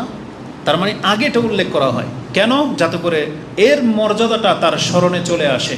তো রাসূলুল্লাহ সাল্লাল্লাহু আলাইহি ওয়াসাল্লাম ও পুরো পৃথিবীর মানুষের কাছে এই 3টা জিনিসের মর্যাদাকে আগে তুলে ধরেছেন যাতে তারা সজাগ হয়। তারপরে বলেছেন ইন্না দিমাকুম ওয়া আমওয়ালুকুম ওয়া আরাদাকুম হারামুন আলাইকুম কা হুরমাতি ইয়াউমিকুম হাযা ওয়া ফি শাহরিকুম হাযা ওয়া ফি বালাদিকুম হাযা। রাসূল সাল্লাল্লাহু আলাইহি ওয়াসাল্লাম বলেছেন, একটা মুসলিমের রক্ত আরেক মুসলিমের উপরে, একটা মুসলিমের সম্পদ এবং মান সম্মান আরেকটা মুসলিমের উপরে ওই রকম হারাম, যেমন হারাম সম্মানিত হচ্ছে এই কুরবানির দিন, যেমন সম্মানিত হচ্ছে এই মক্কা নগরী, যেমন সম্মানিত হচ্ছে এই হারাম মাস। তার মানে হারাম মাসে অস্ত্র ধরা যায় না, জায়েজ, মানে আপনি জিহাদ করবেন, আপনি হকের পথে আছেন, কিন্তু হারাম মাস রয়ে গেছে, আপনি অস্ত্র ধরতে পারবেন না, তার মানে আপনাকে অস্ত্র নামেই ফেলতে হবে। তাহলে একটা মুসলিম যখন আপনার সামনে, আপনি হক পথে আছেন, তারপরেও তার বিরুদ্ধে আপনাকে অস্ত্র ধরতে, তাকে আঘাত করতে, তার রক্ত ঝরাতে আমাদেরকে নিষেধ করা হয়েছে। কারণ এটা মুসলিম, বর্ডার, মানে বর্ডার চলে আসছে। মুসলিম মানে বর্ডার, একটা লোক মানে দ্বন্দ্ব লেগে গেছে, যখনই সে দেখলেন তার পরিচয় মুসলিম, তার মানে এটা আমাদের রেড সিগন্যাল, এটা বর্ডার, এটা ক্রস করা যাবে না। কিন্তু আমরা বরং আমাদের অস্ত্র, আমাদের হাত, আমাদের জবান সবচেয়ে বেশি মুসলিমদের বিপরীতই আমরা ব্যবহার করে থাকি। আমরা কয়জন কাফেরের সাথে দ্বন্দ্ব করি? আমরা অধিকাংশ দ্বন্দ্বগুলো সব মুসলিমদের সাথে। আমরা কয়জন কাফেরের চুরি বাটপারি করে খাই? আমরা যা খাই সব মুসলিমদের সম্পদ, তার মানে আমাদের সব কিছু মুসলিমদের সাথে। তো এটাকে মাথায় রাখেন, কারণ এই জিলহজ মাসের এবং ইয়ৌমুন নাহারের মর্যাদা যেই ব্যক্তি বুঝবে, সেই ব্যক্তি মুসলিমের মান সম্মান, রক্তের মান বুঝবে। কিন্তু আমাদের নেতারাও বোঝে না, আমাদের জনসাধারণও বোঝে না যে একজন মুসলিমের রক্তের মান কি। বাংলার জমিনে কত কি ঘটে যাচ্ছে, একটা মানুষ নোংরামি করে ওইটাকে বড় করে দেখা হচ্ছে, কিন্তু ও যে একটা প্রাণকে হত্যা করেছে, এক তো কি করেছে, রেপ করেছে, আবার তাকে হত্যা করেছে, এটার মধ্যে শাস্তি কোনটার বেশি? একটা লোক জেনা করেছে, এটা যদি সে বিবাহিত না হয়, আর হত্যা করেছে, ও বিবাহিত হোক আর অবিবাহিত হোক, হত্যার বদলে হত্যা। আর যদি কোনো বিবাহিত পুরুষ জেনা করে তাহলে হত্যা, তখন গিয়ে সমান হবে। কিন্তু হত্যা হচ্ছে সব থেকে মারাত্মক পাপ। একটা লোক যখন প্রমাণ হয়ে যাবে এ কাউকে হত্যা করেছে, প্রমাণ যখন হয়ে যাবে, আর বিচারের কোনো রকম দেরি করা যাবে না, প্রমাণ হওয়া পর্যন্ত শুধু অপেক্ষা করতে হবে। প্রমাণ হয়ে গেলে আর একমাত্র তার অপেক্ষা করার অপশন নাই, তাকে হত্যা করে দিতে হবে। এটা হচ্ছে ইসলামের নীতি। আর এটা যদি কোনো রাষ্ট্রে না করা হয়, তাহলে সেই রাষ্ট্রে হত্যার প্রবণতা বেড়ে যাবে, জেনার প্রবণতা বেড়ে যাবে, ধর্ষণ বেড়ে যাবে। দুঃখ লাগে আমাদের সমাজের মানুষদের মেন্টালিটি, বিচার। তখন কেন যেন মাঝে মাঝে মনে হয় আমাদের দেশের রাষ্ট্রপ্রধানের মেয়েদের সাথে যদি এমনটা করা হইতো, যদি আমাদের দেশের নেতা বড় বড় ব্রিগেডিয়ারের মেয়েদের সাথে যদি এমনটা করা হইতো, আপনি দেখতে পাইতেন বাংলার জমিনটা, বিচারটা কেমন হয়। আজকে জনসাধারণের মানুষের সাথে যখন হচ্ছে না, এই যে ছোট ছোট বাচ্চাদেরকে যখন এমন করা হয়, আমাদেরও তো ছোট মেয়ে আছে না, আমরা তখন অনেক কষ্ট পাই, আমাদের কোনো ভাষা থাকে না, এবং তখন শুধু আল্লাহর কাছে একটু আশ্রয় চাই যে আল্লাহ আমাদের সাথে, আমাদের সন্তানদের সাথে যেমনটা করা না হয়, আমরা তোমার কাছে আশ্রয় চাচ্ছি। কারণ এই দেশের পরিস্থিতিটা যখন তখন হয়ে যেতে পারে। যখন কথা এই পর্যন্ত চলে আসছে, আমরা তো আপনাদেরকে বড় কিছু দিতে পারবো না, তবে এতটুকু রিকোয়েস্ট করব, কারণ প্রত্যেকের হাতে অ্যান্ড্রয়েড সেট রয়েছে, প্রত্যেকে নিজের সন্তানদেরকে বেশি ভালোবাসেন, প্রত্যেকের সন্তান নিজের চোখে অনেক সুন্দর অন্যের সন্তানের চেয়ে। এর জন্যই তো আপনি আপনার সন্তানকে সাজিয়ে ফেসবুকে স্ট্যাটাস দেন, আপনি অমুককে ছবি পাঠান, ছবি ফ্রেম করে রেখে দেন। এটা বাপমার উচিত তার মেয়েদের সৌন্দর্যতাকে, সে ছোট হোক আর বড় হোক, সেটাকে প্রদর্শনীতে না নিয়ে আসে। আপনি কি জানেন, এই যে ছোট্ট একটা মেয়ে, কি যেন নাম ওর, রামিস, ওর যখন মিডিয়াতে যে ছবিগুলো পোস্ট করা হয়, আপনি দেখবেন যেটা তোর মাসুমিয়াত, ওই ছবি পোস্ট করা হয় না, যেটা তোর ম্যাচুরিটির ভাব দেখা যায়, ডিজাইন হওয়া বা সুন্দর লাগা, ওই ছবিটাকে পেশ করা হচ্ছে। তাহলে একটা দর্শকের কাছে তো আরও অন্যভাবে পেশ করা হচ্ছে, লালায়িত করে পেশ করা হচ্ছে, অথচ ওর বয়স মাত্র 9, ও তো বাচ্চা, মানে ম্যাচুইড হয় নাই, ওর তো ওই ছবিগুলো দেওয়া উচিত ছিল, বা না দেওয়াই দরকার কি ছিল। কিন্তু ওর এমন মৌসুমে ছবি পেশ করা হয় যেটা অন্যের আরও চাহিদা জেগে যাবে। আমরা এটা ফিল করি, আমাদের বাচ্চা 9 বছর, ওকে একটা বাপমার নজর কি জানেন, একটা বাপমার নজর, 18 বছরের মেয়েও বাপমার কাছে ও নাবালিকা, ওর হচ্ছে ও আকলই হয়নি। আমরা কি বলি, আমাদের মেয়ে আকলই হয় নাই, কিন্তু আমাদের এই মেয়ে 9 বছরের মেয়েটা অন্যের কাছে কিন্তু ম্যাচুইড। অন্যরা কিন্তু ওরা দুর্বল দেখতে পায় না, বাচ্চা দেখতে পায় না, ও দেখতে পায় সৌন্দর্যতা, ও দেখতে পায় কুচি, ও দেখতে পায় অনেক কিছু, লালসার দৃষ্টিতে দেখে। এই জন্য আমরা আপনাদেরকে বলি, আমরা শেখদেরকেও, আপনার বড় কোনো ডাক্তার বা আত্মীয় স্বজন যেই হোক, অনেক সময় আপনার বাসায় যখন যায় বা যাব, আপনার মেয়েদেরকে কখনো সামনে নিয়ে আসবেন না, যাদের 7, 8, 9 বছর হয়ে গেছে। বলবেন না তোমার আঙ্কেল আসছে বা শেখ আসছে, সালাম করে দেয়, দরকারই নেই। এইভাবে যখন অনেক পুরুষের সাথে ওকে ইন্ট্রোডিউস করে দেওয়া হয়, তখন আস্তে আস্তে লজ্জাটা ভাঙতে থাকে। কিন্তু কে কোন দৃষ্টিতে আপনি দেখতেছে আপনার দিকে, সেটা তো আপনি বুঝতে পারবেন না। এজন্য আপনার ড্রাইভার, আঙ্কেল, প্রতিবেশী, দারোয়ান, হুজুর সবার সামনে এইভাবে উন্মুক্তভাবে পেশ করবেন না। ওকে সুরক্ষার ব্যবস্থা আপনাকে করতে হবে। এইভাবে মানে প্রতিবেশী পাশের বাসায় রেখে দিয়ে আপনি চলে যাবেন মার্কেটে বা অমুক তমুক হসপিটালে, না, এটা মোটেও কাম্য নয়। এটাতে সবচেয়ে বড় ইফেক্ট পড়ে। ক্রাইমগুলো এইভাবে হচ্ছে। এই জন্য নিজের পরিবারকে সেভ করার দায়িত্ব আপনাদেরকে নিতে হবে। এই জন্য আমরা বলবো, ওই বিয়ে শাদীর অনুষ্ঠানে আপনার মেয়েকে শাড়ি পরিয়ে আপনি ওইভাবে প্রদর্শনীতে পাঠায়েন না। এটা মোটেও কাম্য নয়, কারণ ওই সময় তাদের লুকটা ভিন্ন হয়। এটা যে কোনো ব্যক্তির প্রভাব পড়তে পারে, যে কোনো পুরুষের, এবং ক্রাইমগুলো এমন হয়। আর যারা দুষ্ট, তাদের আর মা বোন কি? অনেকে বলে না, ওই যে মহিলাগুলাই বলে যে আমরা আমাদের মতো পোশাক পরি, তাহলে তাদের কি? না, এটাতে বড় প্রভাব পড়ে পুরুষদের, কারণ মহিলাদের পোশাক আল্লাহ সুবহানাহু ওয়া তাআলা সেখানে আকর্ষণ রেখেছেন, অবশ্যই সেটা প্রভাব পড়ে। এই জন্য আমাদের উচিত আমাদের ঘরগুলোকে, মেয়েদেরকে শালীন পোশাক পরানো এবং ভদ্রতার সাথে আপনি আচরণ শিক্ষা দেন। তারপরে এরপরেও যদি ক্রাইম হয়, এই ধরনের ঘটনা ঘটে, ওর বিচার একটাই, যেমনটা সবাই দাবি করতেছে, যে একে পিটিয়ে মেরে ফেলা হোক। আর যখন ও নিজে হত্যার সাথে জড়িয়েছে, এখানে তো দাবি করবে কেন? এটা সরকারের নৈতিক দায়িত্ব খুনিকে হত্যা করে দেওয়া, এটা নৈতিক দায়িত্ব তার। আমরা সর্বোচ্চ বিচার কামনা করি। আল্লাহ সুবহানাহু ওয়া তাআলা এই জুলুম থেকে আমাদেরকে হেফাজত করুন, আমিন। তো আল্লাহ সুবহানাহু ওয়া তাআলা এই দিনগুলোর সাথে আমাদের রক্তের একটা খুব গাঢ় সম্পর্ক রেখেছেন। অবশ্যই মুসলিমদের মান সম্মানকে রক্ষা করে চলতে হবে।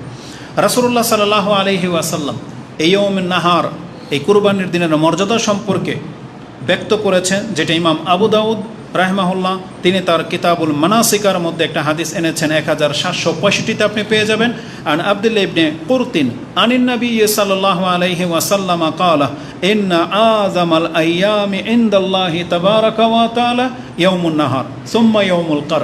নিঃসন্দেহে আল্লাহর কাছে মহান দিনগুলোর মধ্য থেকে শ্রেষ্ঠ দিন হচ্ছে কুরবানির দিন এবং তার পরের 2 দিন, মানে 11 এবং 12। কারণ 11 এবং 12 তারিখ হচ্ছে আইয়ামে তাশরিক। আমরা অধিকাংশ মানুষ ঈদের বাহানায়, ঈদের নামে আমরা রং তামসা করে কাটাই, কিন্তু আপনি লক্ষ্য করে দেখেন এই 2 দিন মিনার ময়দান একদম স্তব্ধ থাকে, সেখানে শুধুমাত্র জিকির আজকার চলে। এই জন্য আল্লাহর কাছে এই 2টা দিন অত্যন্ত প্রিয়। এই জন্য আমরা দেখবেন 5 ওয়াক্ত নামাজের পরে এই যে অতিরিক্ত যে তাকবীর, যেই তালবিয়া বা তাকবীর পাঠ করার যে বিধান, এটা কি ইঙ্গিত করে? আল্লাহকে স্মরণ করার জন্য।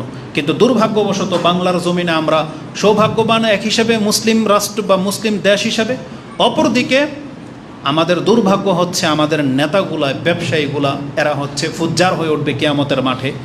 যে আপনি হাটগুলার দৃশ্য দেখেন, যেখানে আল্লাহর জিকির হওয়ার কথা, সেখানে তারা সারা 24 ঘন্টা গান বাজনা, ঠাট্টা, মশকারি, টিটকারি, টিকটক আর পালা গান, অমুক তমুক বাজিয়ে, জারি গান, এগুলো নিয়ে ওই মাঠকে গরম করে রেখেছে। তারা টাকা কামানোর জন্য আল্লাহ সুবহানাহু ওয়া তাআলার নাম একবার উচ্চারণ করে না। তারা বিভিন্ন ছবির গান এই হাটগুলোতে বাজিয়ে রাখে, অথচ তার চোখের সামনে দেখতে পাচ্ছে এই পশুগুলোকে আল্লাহর জন্য কুরবানি করা হবে। কিন্তু তারা ব্যক্তিরা, এই হাট যারা ডাকে, যারা এই ব্যবসায়ীরা, তারা আল্লাহ সুবহানাহু ওয়া তাআলার জন্য তেমন কিছুই করে না, বরং এখানেও তারা ফয়দা নেওয়ার জন্য এই হাটের ব্যবস্থা করে থাকে। অথচ এটা জিকিরের সময়, আল্লাহকে স্মরণ করার সময়। এই পশুগুলোকে খেলতামশার জন্য তো আল্লাহ সুবহানাহু ওয়া তাআলা সৃষ্টি করে নেই। এটা তো ওই যে হিন্দুদের পাঠার বলি না, যে ওদের গান বাজনার মাধ্যমে এগুলোকে উৎসর্গ করা হবে, বরং এখানে আল্লাহর নামের সাথে এগুলোকে জবাই করা হবে। কিন্তু মানুষের অন্তর কাঁপে না। যদি আজকে ইব্রাহিম আলাইহিস সালামের মতো আমাদেরকে বলা হইতো আমাদের সন্তানদেরকে কুরবানি করতে, আর হাটে বাজারে যদি আমাদের সন্তানদেরকে বিক্রি করা হইতো, তাহলে এই মুসলিম জাতি বর্তমান এতটা অধপতনে পৌঁছে গেছে, ঠিকই সে তার সন্তানকে এই মিউজিক, গান বাজনার মাধ্যমে বিক্রি করত। তার মোটে অনুতপ্ত হতো না, মনে হচ্ছে মোটেও হতো না। কিন্তু ইব্রাহিম আলাইহিস সালামের কলিজা ফেটে গিয়েছিল, কিন্তু আমাদের ফাটে না। কারণ আমরা তো আল্লাহ সুবহানাহু ওয়া তাআলার সন্তুষ্টির জন্য তো কিছুই করি না, বরং আমরা যা করি সব পেটের জন্য। এই জন্য সতর্ক, সাবধান হন। আমাদের নেতাদের উচিত এদেরকে রুখে দেওয়া। সেখানে নেশা, সিগারেট, গান বাজনা সব চলতেছে, সেখানে নামাজ নাই, জিকির নেই। যারা গরুর ব্যবসায়ী, গরুর হাটে যারা বসে, কয়জন লোক সালাত করতে পারে আপনি মনে করেন? তারা সারাক্ষণ এগুলো নিয়ে আছে, কিন্তু আল্লাহ সুবহানাহু ওয়া তাআলার জিকিরকে ভুলে গেছে, অথচ নামাজ তার উপরে ফরজ। আল্লাহ সুবহানাহু ওয়া তাআলা এদেরকে হেদায়েত দান করুন, আমিন। তো কুরবানির দিন সব থেকে মর্যাদাপূর্ণ দিন, এই দিনের মর্যাদাকে রক্ষা করে চলার চেষ্টা করেন। এই দিনের আরেকটা বড় পরিচয় হচ্ছে, এটা হলো আমাদের জন্য ঈদের দিন। ঈদ মানে কি? আমি প্রত্যেকটা বিষয়ে ছোট ছোট করে টাচ দিচ্ছি। ঈদ মানে হলো রাসূলুল্লাহ সাল্লাল্লাহু আলাইহি ওয়াসাল্লাম ঈদের 2 রাকাত নামাজকে ঈদ বলে ঘোষণা করেছেন। ইমাম বুখারী রাহিমাহুল্লাহ তিনি তার ঈদাইনের কিতাবের মধ্যে পর্ব করেছেন, যার ঈদের সালাত ছুটে যাবে তার জন্য উচিত এক্সট্রাভাবে নিজেই 2 রাকাত সালাত পড়ে নেওয়া, তার এই 2 রাকাত সালাত ছেড়ে দেওয়া উচিত না। কারণ হাজা কালা রাসূলুল্লাহ সাল্লাল্লাহু আলাইহি সাল্লাম হাজা ঈদুনা আহলাল ইসলাম, এই 2 রাকাত নামাজই হলো মুসলিমদের ঈদ। মানে ঈদ বলতে 2 রাকাত নামাজকে বোঝানো হয়েছে। এই জন্য এটাই যদি ছুটে যায় তার মানে আপনার ঈদ শেষ। এই জন্য প্রত্যেকটা মুসলিমকে এই 2 রাকাত সালাতের মাধ্যমে ঈদ মানে আনন্দ উদযাপন করতে হবে, এটাই আমাদের আনন্দ। অপরদিকে রাসূলুল্লাহ সাল্লাল্লাহু আলাইহি ওয়াসাল্লামের আরেকটা শব্দ হলো, তিনি বলেছেন ইন্না হাযিহিল আইয়াম আকলু ওয়া শুরবিন, এটা হচ্ছে খাওয়া এবং পান করার দিন। এই দিন এটি আমাদের আনন্দ, নিজে খাবেন অন্যকে খাওয়াবেন, নিজে পান করবেন অন্যকে পান করবেন, ও যিকরিল্লাহি আযজা ওয়া জাল, আর এটা হচ্ছে আল্লাহকে অধিক মাত্রায় স্মরণ করার দিন। কিন্তু আজকে আমরা দেখেন খাওয়া দাওয়া ঠিকই নিয়েছি, কিন্তু ওই যে আল্লাহকে অধিক মাত্রায় স্মরণ করা এই শব্দটা শুধু নেইনি। মানে আমরা খাদ্য নিয়েছি, পানীয় নিয়েছি, আনন্দ ফুর্তি নিয়েছি, কিন্তু আল্লাহর স্মরণটাকে নেইনি। বরং রাসূলুল্লাহ সাল্লাল্লাহু আলাইহি ওয়াসাল্লাম বলেছেন ঈদ মূলত আল্লাহকে স্মরণ করার দিন। এটা ইমাম আবু দাউদ কোট করেছেন, 2813তে আপনি পেয়ে যাবেন। ঈদের দিনের কিছু কাজ, যেটা আজকের খুতবার পরেই ঈদ চলে আসবে, আগামী খুতবার আগেই, এজন্য আপনাদেরকে সেটা জানতে হবে। অত লম্বা চূড়া কিছু বলবো না। যেমন আমাদের সমাজের কিছু বাতিলপন্থী আছে যারা নেটে অনেক প্রচার করে, মহিলাদেরকে অনেক আমল শিক্ষা দেয়, তাদের জন্য বলতেছি ঈদের রাতের বিশেষ কোনো আমল নাই। 4 রাতের দিন তারা ওই যে গোসল করে কয় রাকাত নামাজ যেন পড়ে বা কী যেন করে, এই সম্পর্কে সহিহ কোনো বর্ণিত হাদিস নাই। মানে ঈদের রাতের বিশেষ কোনো ফজিলত বর্ণিত সহিহ বর্ণনাতে আসে নাই। অতএব এই ধরনের কেউ কিছু বললে সেটা গ্রহণযোগ্য হবে না। ঈদের শুভেচ্ছা জানাতে আমরা একে অপরকে কি কিছু করতে পারি, বলতে পারি, এই সম্পর্কে যেটা আমরা পেয়েছি সেটা হচ্ছে একটা শব্দ, তাকাব্বালাল্লাহু মিন্না ওয়া মিনকুম। এই যে শব্দটার বহুল প্রচলন আমাদের সমাজে আমরা করে থাকি, এই সম্পর্কে কি আছে? এই সম্পর্কে স্পষ্ট কথা হচ্ছে রাসূলুল্লাহ সাল্লাল্লাহু আলাইহি ওয়াসাল্লামের সাথে সম্পর্কযুক্ত কোনো সহিহ হাদিস পাওয়া যায় না। মানে এটা রাসূল সাল্লাল্লাহু আলাইহি ওয়াসাল্লাম থেকে প্রমাণিত নয়। তবে পরবর্তীতে আনাদহাম মাওলা ওমর ইবনে আব্দুল আজিজ, ওমর ইবনে আব্দুল আজিজ যাকে প্রখ্যাত তাবি, মানে যাকে পঞ্চম খলিফা হিসেবেও ঘোষণা করা হয়েছে, এত নিষ্ঠাবান তাবি তিনি ছিলেন, তার আজাদকৃত মাওলা, তিনি বলতেছেন কুন্না নাকুলু লে ওমর ইবনে আব্দুল আজিজ ফিল ঈদাইনে, আমরা 2 ঈদের সময়, তিনি যেহেতু বাদশাহ ছিলেন, তাকে আমরা ঈদের শুভেচ্ছা জানাতে গিয়ে বলতাম তাকাব্বালাল্লাহু মিন্না ওয়া মিনকা ইয়া আমিরাল মুমিনিন, হে আমিরাল মুমিনিন, আপনার আমাদের আল্লাহ এই সৎ কাজগুলো কবুল করুন। জবাবে ফায়ারুদ্দু আলাইনা, তিনি আমাদের জবাব দিতেন, তিনিও বলতেন তাকাব্বালাল্লাহু মিন্না ওয়া মিনকা ওয়ালা ইউনকিরু যালিকা আলাইনা, তিনি আমাদের উপরে অসন্তুষ্ট হতেন না। মানে এটা যে আমরা সুন্নতের খেলাফ বা ইসলামের বহির্ভূত কোনো কাজ করে ফেলতেছি, এই সম্পর্কে কোনো অনীহা পেশ করেননি, বরং তিনিও জবাব দিতেন। ওয়াকাদে রোয়া হাদিসুন, আর একটা বর্ণনাতে এমন এসেছে মারফুউন, মানে যেটা রাসূল সাল্লাল্লাহু আলাইহি সাল্লামের দিকে ইঙ্গিত করা হয়েছে, তিনি বলছেন ফি কারাহিয়াতা যালিকা ওয়ালা ইয়াসিহু, এটা অপছন্দ করতেন, এটা রাসূল সাল্লাল্লাহু হাদিস না, আর এটা এই মর্মে কোনো সহিহ কিছু বর্ণিত হয় নাই। এই কথাগুলো আপনি সুনানুল কুবরা লিল বাইহাকি 6296-তে পেয়ে যাবেন। তবে আহমদ ইবনে হাম্বল রাহিমাহুল্লাহ থেকে 2টি উক্তি পাওয়া যায়। আল মুগনি লি ইবনে কুদামা, ইবনে কুদামা রাহিমাহুল্লাহর কিতাব আল মুগনিতে আপনি সেটা পেয়ে যাবেন 1440-এ। তাতে আছে যে ইমাম আহমদ রাহিমাহুল্লাহ তিনি বলেন ওয়ালা বাসা আই ইয়াকুল আর রাজুল লির রাজুলি ইয়াউমাল ঈদ তাকাব্বালাল্লাহু মিন্না ওয়া মিনকা, কোনো ব্যক্তি যদি কোনো ব্যক্তিকে এই দোয়া এভাবে বলে, এতে কোনো মানে বাধা নাই, লাবাস, কোনো সমস্যা নাই যদি কেউ বলে, এটা তার একটা উক্তি।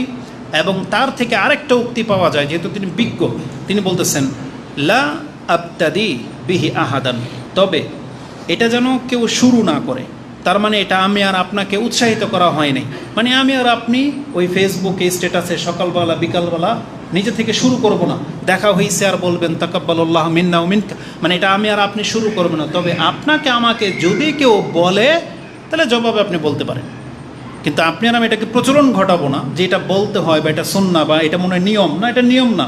যদি কেউ আপনাকে বলে তাহলে আপনি এর উত্তর দিবেন, এটা তিনি উল্লেখ করেছেন। আর ঈদের দিনে আমাদের সমাজে যেটা করা হয়, ঈদের সালাতের পরে সালাম ফিরানোর পরে দাঁড়িয়ে আবার কোলাকুলি করে, এটা একটা অদ্ভুত ব্যাপার, এটা একটা অদ্ভুত ব্যাপার। তাহলে এটা ইসলামের জায়েজ না জায়েজ সাথে সাথে যায় না, এটা হচ্ছে আমাদের দেশে চলে আসতেছে, কোত্থেকে আসলো এটার কোনো হদিস নাই, মানে এটা আবেগ দিয়ে মানুষ করে। এটাকে যদি আপনি সুন্নার দিকে নিয়ে যান তাহলে মোয়ানাকা করা, মানে কাদের সাথে কাঁধ, ডান কাদের সাথে ডান কাঁধটা জড়া দিবেন। কিন্তু আমাদের দেশে অধিকাংশ মানুষ কোলাকুলি করে, তাও আবার বাম দিক থেকে, দেখবেন যে আগে বাম কাঁধ মিলায়, তারপর ডান কাঁধ মিলায়, আবার এরকম করে 3 বার শুরুই করে বাম দিক থেকে। কেন যেন তারা ডানপন্থী হইতেই চায় না। তো শুরু করবেন ডান দিক থেকে, শুধু একবারে। কে করবে? যার সাথে আজকে প্রথম সাক্ষাৎ হইল সে করবে, যেমন আমরা মাঝে মাঝে করে থাকি। কিন্তু ঈদের দিনে একই ঘর থেকে বের হইলেন, বাপ ভাই চাচা ভাতিজা, কিন্তু ঘর থেকে বের হওয়ার সময় কোলাকুলি করে না ঈদের দিন, ঈদের সালাতের পরে কোলাকুলি করে না। এটা একটা অদ্ভুত ব্যাপার। তো এই ব্যাপারে কোনো দিক নির্দেশনা নাই, এটা আপনারা ছেড়ে দেওয়াটাই বেটার হবে। সালাম বিনিময় করা যেতে পারে। আচ্ছা, ঈদের সালাত এবং ঈদের সালাতের জন্য গুরুত্বপূর্ণ বিষয় হচ্ছে, পুরুষরা তো যাবেনই, এই ক্ষেত্রে আমাদের মেসেজ থাকবে আমাদের নারীদের জন্য, অবশ্যই আপনারা ঈদের সালাতে উপস্থিত হওয়ার চেষ্টা করবেন। নাপাক অবস্থায় হইলেও আপনি উপস্থিত হওয়ার চেষ্টা করবেন, এটা সম্পর্কে পরিণত আছে। নাপাক অবস্থায় কি করবেন? নামাজ তো পড়বেন না, কিন্তু ঈদগাহে যাবেন। যদি যেখানে খুতবা শোনার মতো ব্যবস্থা থাকে, পাশে যদি আলাদা কোনো কক্ষ থাকে, তারা আলাদা কক্ষে বসবে, খুতবা শুনবে, তাকবীর শুনবে, কিন্তু নামাজ পড়বে না, দোয়া শুনবে, দোয়া করবে বসে বসে, এটার জন্য আসবে। আর ঈদগাহে হলে একবারে প্যান্ডেলের পেছনে তাদের জন্য জায়গা করে দেওয়া হবে আলাদা, তারা সেখানে এসে বসবে যারা হায়েজ অবস্থায়, নিফাস অবস্থায় আছেন। কেননা রাসূলুল্লাহ সাল্লাল্লাহু আলাইহি ওয়াসাল্লাম তাদেরকে পর্যন্ত ঈদগাহের মাঠে আসতেই শুধু বলে নাই, তাদেরকে নিয়ে আসতে বলেছে। এই মর্মে বহু কথা আছে। ইমাম বুখারী রাহিমাহুল্লাহ তিনি পর্ব করেছেন, এটাকে গুরুত্ব দিতে গিয়ে তিনি বলেছেন, বাবুন ইজা লাম ইয়াকুন লাহা জিলবাবুন ফিল ঈদ, ঈদের দিনে যদি বাইরে বের হওয়ার মতো কারো পর্দা করার জিলবাব না থাকে, তাহলে সে কি করবে? এই পর্বে এনেছেন যে সে অন্যের কাছ থেকে ধার করে হলেও একটা ওই দিনের জন্য যাতে ঈদগাহে উপস্থিত হতে পারে, সে ধার করে নিয়ে আসবে। ইমাম বুখারী রাহিমাহুল্লাহ তার ঈদাইন 13 নম্বর অধ্যায়ের 20 নম্বর পর্বে আপনি এটা পেয়ে যাবেন।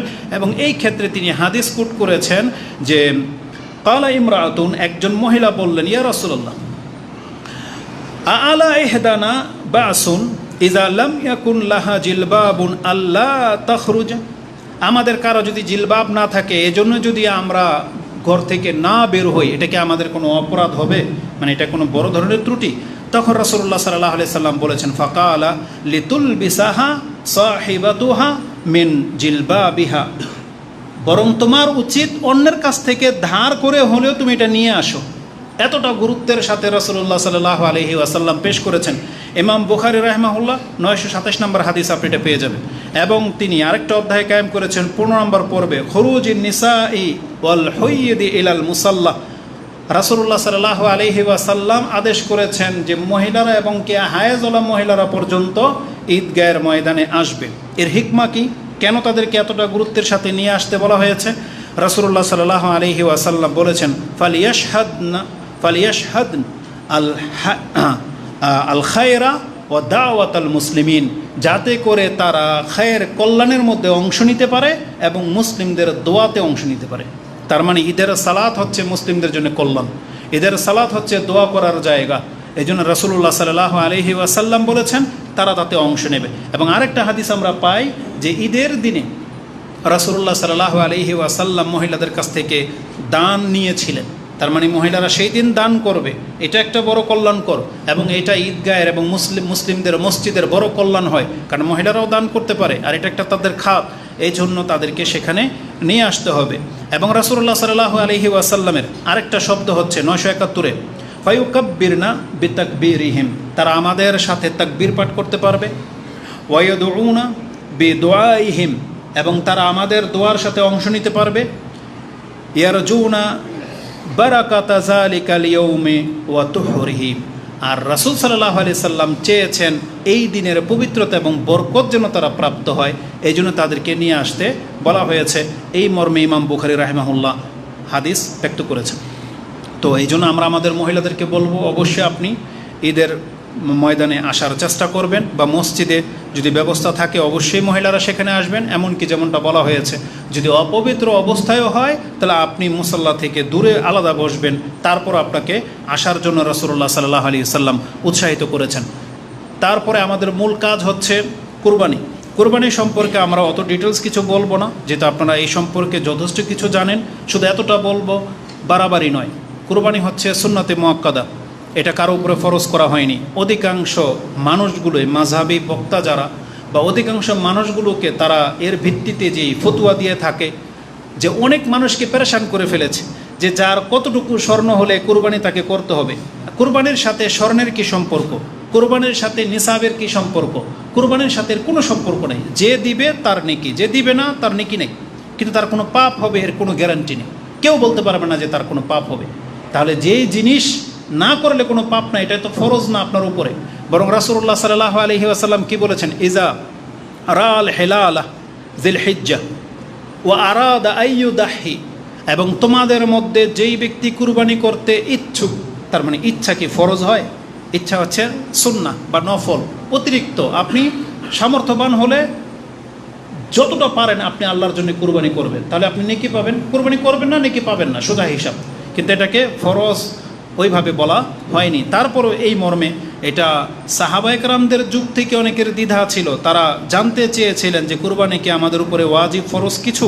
এই সম্পর্কে আব্দুল ইবনে উমর রাদিয়াল্লাহু তাআলা আনহুমাকে প্রশ্ন করা হয়েছে, এবং তিনি জবাবে বলেছেন, হিয়া সুন্নাতুন মারুফাতুন, এটা হচ্ছে প্রসিদ্ধ রাসূলুল্লাহ সাল্লাল্লাহু আলাইহি ওয়াসাল্লামের সুন্নাহ। এটা ইমাম বুখারী রাহিমাহুল্লাহ তার কিতাবুল আদাহি ৭৩ নম্বর পর্ব করেছেন, ১ নম্বরেই আপনি এই পর্বটা পেয়ে যাবেন। এবং ইমাম তিরমিজি রাহিমাহুল্লাহ তিনি ১৫০৬-তে একটা উল্লেখ করেছেন যে আল আমাল আলা হাজা ইনদা আহলুল ইলম, এর উপরে আমল করেছেন বিজ্ঞরা, আন্নাল উদহিয়া লাইসাত বিওয়াজিবাতি, নিঃসন্দেহে কুরবানি ওয়াজিব নয়, এটার উপরে বিজ্ঞরা আমল করেছেন। ওয়ালাকিন্নাহা সুন্নাতুন মিন সুনানি রাসূলিল্লাহি সাল্লাল্লাহু আলাইহি ওয়াসাল্লাম, বরং এটা রাসূলুল্লাহ সাল্লাল্লাহু আলাইহি ওয়াসাল্লামের সুন্নতগুলোর মধ্য থেকে একটি সুন্নাহ। এই ভাষাটা আপনি পেয়ে যাবেন ইমাম তিরমিজি রাহিমাহুল্লাহ ১৫০৬ নম্বরে উল্লেখ করেছেন। ওখানে আরও কিছু কথা আছে, দেখে নেবেন। আর কুরবানি দেয়াকে যারা ওয়াজিব বলেছেন তারা একটা আসারের ভিত্তিতে বলেছেন। আবু হুরায়রা রাদিয়াল্লাহু তাআলা আনহু তিনি বলেন, ক্বালা রাসূলুল্লাহি সাল্লাল্লাহু আলাইহি ওয়াসাল্লাম, মান ওয়াজাদা মিনকুম সাআতান, যেই ব্যক্তি সামর্থ্যবান, ফালাম ইউদাহি, অথচ কুরবানি করলো না, ফালা ইয়াকরাবান্না মুসাল্লানা, তাহলে তারা যেন ঈদগাহে না আসে। এই যে ধমক, এখন এই ধমকটা কি রাসূল সাল্লাল্লাহু আলাইহি সাল্লামের পক্ষ থেকে না সাহাবায়ে কেরামদের পক্ষ থেকে, এটা নিয়ে একটু মতানৈক্য রয়েছে। এবং বলা হয়েছে যে এই হাদিসের বর্ণনায় আব্দুল্লাহ ইবনে আইয়াশ তিনি হচ্ছেন দুর্বল রাবি, তাকে ইমাম আবু দাউদ এবং ইমাম তিরমিজি, ইমাম নাসাই তাকে দুর্বল বলেছেন এই আব্দুল্লাহ ইবনু আইয়াশকে। এই জন্য এটাকে রাসূলুল্লাহ সাল্লাল্লাহু আলাইহি সাল্লামের হাদিস হিসেবে গণ্য করা যাচ্ছে না। তবে এটা আবু হুরায়রা রাদিয়াল্লাহু তাআলা আনহু পর্যন্ত বলা হচ্ছে যে সহিহ, এটা নেওয়া যেতে পারে। তো যদি আবু হুরায়রা রাদিয়াল্লাহু তাআলা আনহুর উক্তি হয়ে থাকে তাহলে এটা হবে একটা ধমক, যে ওই ব্যক্তিদেরকে ধমক দেওয়া হয়েছে যাদের সামর্থ্য থাকা সত্ত্বেও তারা কুরবানি করলো না। যেমন রাসূলুল্লাহ সাল্লাল্লাহু আলাইহি সাল্লাম পেঁয়াজ রসুন হালাল হওয়া সত্ত্বেও ধমক দিয়েছেন, যারা এই কাঁচা দুইটা জিনিস খাবে তারা যেন আমাদের মসজিদে না আসে। কিন্তু ওইগুলোকে হারাম ঘোষণা করা হয়েছে? কোনো ফিকহের কিতাবে আছে পেঁয়াজ রসুন খাওয়া কি হারাম? না, কিন্তু অপছন্দনীয়। ওইটা ওই কাঁচা অবস্থায় খেয়ে মসজিদে আসতে রাসূল সাল্লাল্লাহু আলাইহি ওয়াসাল্লাম নিষেধ করেছেন। ঠিক ওইটা ওই ধমক, যে যেই ব্যক্তি কুরবানি করলো না সামর্থ্য থাকা সত্ত্বেও, সেজন্য আমাদের সীমানায় না আসে, এইভাবে ধমক দেওয়া হয়েছে। কিন্তু এটা ওয়াজিব বা ফরজ সাব্যস্ত হয় না। আর স্পষ্ট রাসূলুল্লাহ সাল্লাল্লাহু আলাইহি ওয়াসাল্লাম থেকে এমন কোনো বর্ণনা নাই, বরং তিনি ইচ্ছা শব্দটাকে ব্যক্ত করেছেন। আমরা এদিকে যাব না, তবে এর গুরুত্ব সম্পর্কে এতটা বলতে পারি, আপনি ভুলে যেন না, আল্লাহকে সন্তুষ্ট করার জন্য একজন তিনি তার সন্তানকে জবাহ করে দিতে প্রস্তুত হয়ে গিয়েছিলেন, এবং আরেকজন আল্লাহর বান্দা তিনি নিজেই কুরবানি হয়ে যেতে প্রস্তুত হয়ে গিয়েছিলেন। কে সে? ইসমাইল আলাইহিস সালাম। তিনি শুয়ে গিয়েছিলেন, বলছেন যে ইয়া আবাতি ইফআল, আপনি করেন যে আদেশপ্রাপ্ত হয়েছেন, মা তো আমার আপনাকে যে আদেশ করা হয়েছে আপনি করেন, সাতাজিদুনি ইনশা আল্লাহু মিনাস সাবিরিন, আপনি আমাকে ধৈর্য ধারণকারীদের অন্তর্ভুক্ত পাবেন। আমি দ্বিমত করব না, নিজেই শুয়ে গেছে যে সে কুরবানি হয়ে যাবে। আর আজকে আমাদের কাছে টাকার মূল্য এত বেশি বেড়ে গেছে যে আমরা ইবাদতের ক্ষেত্রে শুধু এগুলো গণি, অথচ আপনি জানেন আপনার হাতের সেট, মোবাইল সেটটা এটা 50, 60, 70, 1 লাখ টাকা দামের। আমি আশ্চর্য হয়ে গেছি, মানে কথার প্রেক্ষিতে কথা আসে। এই যে সেটটা গত একদিন আগে আমাদের একদিনই ভাই দিয়েছেন ভিডিও রেকর্ড করার জন্য, এটার দাম 1,20,000। আমি হাতে নিয়ে দেখি সুবহানাল্লাহ, এটার কি কাজ আমাদের? এটার জন্যে মানুষ নাকি কিডনি বিক্রি করে দেয়, এটার জন্যে হামতাম এত কিছু, এটার জন্যে চুরিদারি কেন? কি কাজ আপনার এটা দিয়ে? 1 দিন 2 দিন ভালো লাগবে, তারপরে শেষ। অথচ আপনার হাতের সেট 20, 50, 30, 40 হাজার টাকা দামের, অথচ একটা খাসির দাম মাত্র 20,000 টাকা। আর আপনি সেটা আল্লাহর জন্য বছরে একবার সেটা আপনি দিতে পারেন না, অথচ আপনি 2-3 বছরে কয়েকটা সেট চেঞ্জ করে ফেলতেছেন। না, আপনার অন্তরকে আগে সজাগ করেন। কারণ আল্লাহ সুবহানাহু ওয়া তাআলা বলেছেন, ওমাইউকা শুহা নাফসিহি ওমাইউকান শুহা নাফসিহি ফাউলাইকা হুমুল মুফলিহুন, যেই ব্যক্তিকে তার অন্তরের কার্পণ্য থেকে মুক্ত করা হয়েছে এই ব্যক্তি হচ্ছে সফল কাম। আর রাসূলুল্লাহ সাল্লাল্লাহু আলাইহি ওয়াসাল্লাম যার ঘরে চুলা জ্বলতো না, তিনিও প্রতি বছর 2টা করে বকরি জবাই করত। আর যখন আল্লাহ সুবহানাহু ওয়া তাআলা তাকে বিজয়ী দান করেছেন, তিনি একাই 100 উট কুরবানি করে দেখিয়েছেন। এটাকে বলা হয় সচ্ছলতা, এটা হচ্ছে অন্তর উন্মুক্ত হওয়া। কিন্তু আমাদের কেন অন্তর মরে যাচ্ছে? যেখানে হিন্দুরা আজকে গরু জবাই করতে নিষেধ করে দেওয়া হচ্ছে, আর আপনি মুসলিম আল্লাহর জন্য কুরবানি করবেন, অথচ আপনি কত টালবাহানা করতেছেন। না, এই ইবাদতের সিজন চলে আসবে। আপনি কি মনে আছে আপনি অনেক ভালো ভালো কাজ করেছেন কিন্তু ভুলে গেছেন? ঠিক এইরকম করে নেন, আপনার ব্যাকআপটা হয়ে যাবে। টাকার যে ঘাটতিটা দেখবেন যে মিশে গেছে, ঘাটতি মনে হবে না। কিন্তু এই কুরবানির নেকি কি জীবনে আর ফেরত পাবেন? পাবেন না। এই জন্য এটাকে খেলতামশার বিষয় না, হাসি ঠাট্টা তামাশার বিষয় না, অবশ্যই এটার মধ্যে আল্লাহ সুবহানাহু ওয়া তাআলা কল্যাণ রেখেছেন। আর যারা কুরবানি করবেন তাদের জন্য নসিহা শুধু একটাই, কুরবানি যদি আল্লাহর জন্য হয় তাহলে সেটা আল্লাহ যেভাবে সন্তুষ্ট হবে আপনি সেই কাজটা করে দেখায়। আর আল্লাহ সুবহানাহু ওয়া তাআলা স্পষ্ট ভাষায় বলে দিয়েছেন, তোমাদের পশুর রক্ত গোশত কিছুই কিন্তু বান্দা আমার কাছে পৌঁছে না, পৌঁছবে শুধু তোমার অন্তরের ভিতরের যে চিন্তাটা আছে সেটা। আত্তাকুয়া মিনকুম, আল্লাহ স্পষ্ট ভাষায় বলে দিয়েছেন। এই জন্য আমি মনে করি আল্লাহকে সন্তুষ্ট করতে পারলেন কি পারলেন না এটা বুঝতে পারবেন যদি আপনার কুরবানির পশুর ভিত্তিতে আপনার এলাকার ফকির এবং আত্মীয় স্বজনরা যদি খুশি হয়ে যায়, আপনার প্রশংসা যদি করে, এমন কিছু কাজ যদি করে দেখাইতে পারেন, তো ধরে নেন হয়তো আল্লাহ সুবহানাহু ওয়া তাআলা সন্তুষ্ট হবে। কারণ আত্মীয় স্বজন যার বিহেভিয়ারে সন্তুষ্ট হয় না, তাহলে তার উপর আল্লাহ কীভাবে সন্তুষ্ট হবে? এজন্য এটাকে রক্ষা করে চলার চেষ্টা করবেন। আর যেহেতু অধিকাংশ মানুষ এই কয়েকদিনের মধ্যেই পশু কিনবেন, পশু কেনার জন্য আপনি হালাল টাকাকে প্রাধান্য দিবেন এবং উত্তম পশুটাকে প্রাধান্য দিবেন। উত্তম পশুটা কেমন হইতে হয় এই সম্পর্কে কোরআনে আল্লাহ সুবহানাহু ওয়া তাআলা যে বলেছেন, যালিকা ওয়া ইউআযযিম শাআইরাল্লাহ, নিশ্চয়ই যেই ব্যক্তি আল্লাহর নিদর্শনগুলোকে মূল্যায়ন করে, ফাইন্নাহা মিন তাকওয়াল কুলুব, এটা হলো তার অন্তরের ভয়, আল্লাহর তাকওয়ার যা আছে এটার প্রমাণ। এই আয়াতের তাফসিরে আব্দুল ইবনে আব্বাস বলতেছেন, এটা যখন পশুর ক্ষেত্রে ফিট করা হবে তাহলে অর্থ হবে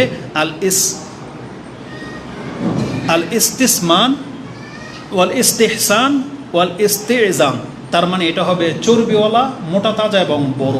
তার মানে আপনি আপনার সামর্থ্যের মধ্যে চর্বিওয়ালা হৃষ্টপুষ্ট বড় মোটা তাজা দেখে আপনি পশু কিনবেন। শুধু বড় দেখবেন না যে লাখ টাকা এই গরুটা পাওয়া গেলে এটা বড় বেশি মাংস হবে কিন্তু দেখতে ভালো দেখা যায় না, পেট বেড়ে গেছে, হাড্ডি বাড়িয়ে গেছে না, এই ধরনের পশু আপনি কুরবানি করার জন্য নেবেন না। চুজ করবেন সবচেয়ে সুন্দর এবং মোটা তাজা। এখানে গুস্তটা মুখ্য না, মুখ্য হচ্ছে সৌন্দর্যতা, মানে নিখুঁত, যেটাতে রোগমুক্ত। এবং রাসূলুল্লাহ সাল্লাল্লাহু আলাইহি ওয়াসাল্লাম স্পষ্টই বলে দিয়েছেন যে এই ত্রুটি মুক্ত হইতে হবে পশু। এটা সব সময় সবাইকে সজাগ করে দেওয়া হয়, কিন্তু তারপরে আমাদের মুসলিম অসাধু কিছু ব্যবসায়ী আছে, সে যেই গরুর দাঁতে নাই, আশ্চর্য হয়ে গেলাম, এই নেট দুনিয়া আমাদেরকে যা দেখালো, অথচ আল্লাহ সুবহানাহু ওয়া তাআলা সেটা 7 আকাশের উপর থেকে দেখতেছেন। কি মনে করেন আমরা জানতাম যে মানুষের দাঁত ক্যাপিং করা হয়, এখন দেখি পশুরও দাঁত ক্যাপিং করা হয়, বুঝেন? আস্তাগফিরুল্লাহ, 1-1.5 বছরের গরু সামনে 2টা আলগা দাঁত নাকি বসায় দেয়। ব্যবসায়ী কোন পর্যন্ত পৌঁছে গেছে? না, আল্লাহ এদেরকে হেদায়েত দান করুন। হাসবি আল্লাহু নি'মাল ওয়াকিল। তো কিভাবে আপনি পশু নির্ণয় করবেন? তারা বলতো কুন্না নুসাম্মিনু, আমরা পশুকে মোটা তাজা করতাম, উদহিয়াতা বিল মদিনা, মদিনাতে আমরা পশুকে মোটাতাজা করতাম, কুরবানির পশুগুলোকে বিশেষ করে। আলী রাদিয়াল্লাহু তাআলা আনহু তিনি বলেন, আমি তো ত্রুটি মুক্ত পশু দেখতামই, উপরন্তু আমি কোনটাকে প্রাধান্য দিতাম, আন নাস্তাশরিফাল আইনু ওয়াল উযুন, এমনকি আমি চোখ এবং কানকে খুব গুরুত্বের সাথে বেছে নিতাম। কান কাটা, ফাটা, ছোট এগুলো আমি কুরবানি করতাম না, যেটা কুরবানির জন্য শর্ত না, কিন্তু সৌন্দর্যতার ক্ষেত্রে তিনি কানকে পর্যন্ত লক্ষ্য রাখতেন। আলী রাদিয়াল্লাহু তাআলা আনহু থেকে এমনটা উক্তি পাওয়া যায়, যেটা ইবনে মাজা তিনি 3134 এবং তিরমিজিতে হাদিসটি 1498-তে উল্লেখ করেছেন। এবং রাসূলুল্লাহ সাল্লাল্লাহু আলাইহি সাল্লাম বলেছেন, লা তুজিজিউ, কুরবানির জন্য যথেষ্ট হবে না। আরেকটা শব্দ হচ্ছে লা তাজুজু, জায়েজই হবে না। চারটা ত্রুটি থাকলে, চারটার কোনো একটা, সেটা কি? একটা হলো চোখে দেখে না, আলা ওরা, চোখে দেখে না বা ট্যাগরা বা কানা, মানে দেখতেই পাচ্ছে না, আপনি স্পষ্ট প্রমাণ হয়ে গেছে যেটা চোখে দেখতে পায় না, এমন পশু কুরবানি করবেন না। অলমারিদ, এমন অসুস্থ যেটা ফেনা বেরিয়ে যাচ্ছে, মাত্রা অতিরিক্ত জ্বর বা মরে যাবে, পেট ফুলে গেছে, এই ধরনের পশুকে আপনি কুরবানি হিসেবে পেশ করতে পারেন না। তৃতীয় হচ্ছে ওয়াল আরজা, যেটার পা খোরা, মানে হাঁটতে পারে না। একটা হচ্ছে ব্যথা পাইছে সেটা ভিন্ন জিনিস, কিন্তু পাটাই নষ্ট, হাঁটতে পারে না, এমন পশু আপনি কুরবানি করবেন না। আরেকটা হচ্ছে ওয়াল কাসীরা, যেটা হচ্ছে অত্যন্ত বৃদ্ধ বা হাড় হাড্ডির সাথে চামড়া লেগে গেছে, গোয়ালঘর থেকে একটা ধরে নিয়ে আসছেন, যেহেতু কুরবানির পশু পান নাই, না এবছর আপনি স্কিপ করেন, হয় ছাগল দেন নাহলে বাদ দেন, কিন্তু আপনি এই পশু কুরবানি করতে পারবেন না। স্পষ্ট রাসূলুল্লাহ সাল্লাল্লাহু আলাইহি সাল্লাম বলে দিয়েছেন, লা তুজিজি, জায়েজই হবে না। এটা স্পষ্ট ভাষা, যেটা আপনি ইবনে মাজা 3144, তিরমিজিতে 1417-তে পেয়ে যাবেন। তো যতগুলো কথা বলেছি, আল্লাহ তুমি আমাকে এবং আমাদের মুসলিম ভাইদেরকে মেনে চলার তৌফিক দান করো। আকুলু লিকাউলি হাযা আস্তাগফিরুল্লাহ লি ওয়া লাকুম ওয়া লিসাইরিল মুসলিমিন ফাস্তাগফিরু ইন্নাহু হুয়াল গফুরুর রহিম।